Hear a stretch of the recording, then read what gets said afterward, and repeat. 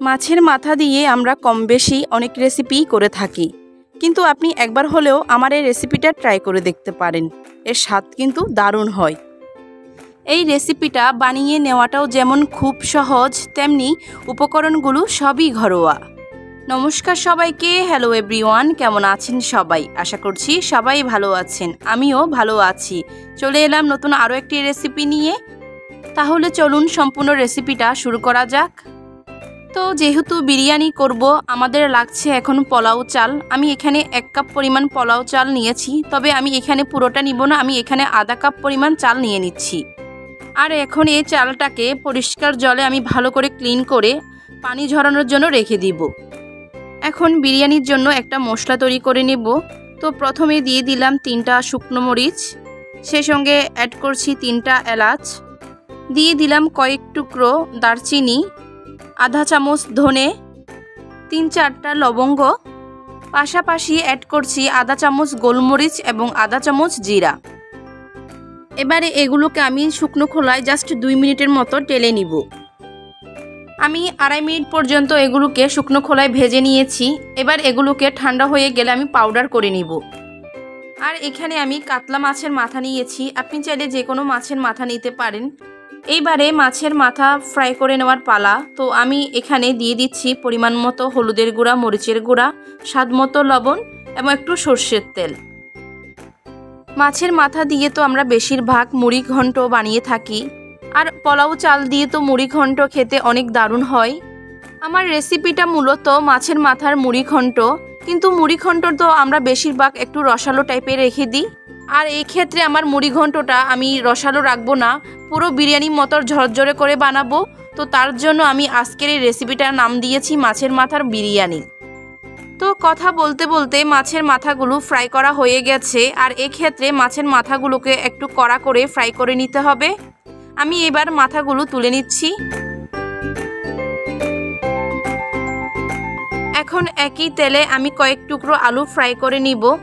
আমি এখানে একটা আলুকে এভাবে কিউব করে কেটে নিয়েছি, আর আলুর টুকরোগুলো হালকা লালচে কালার হয়ে আসলে তুলে নিতে হবে। এখন একই তেলে আমি বাকি রান্নাটা করে নিব।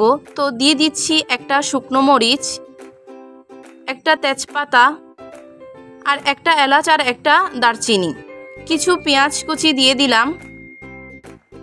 পেঁয়াজ একটু নরম হয়ে আসলে অ্যাড করতে হবে বাকি মশলাগুলো।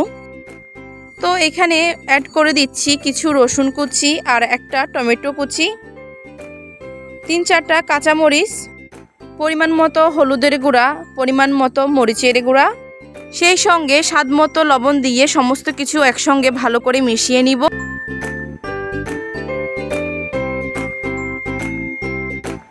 এবারে দিয়ে দিলাম আধা চামচ ধনে গুঁড়া এবং আধা চামচ জিরে গুঁড়া। আবারও ভালো করে মিশিয়ে আমি একটু পানি অ্যাড করে দিব।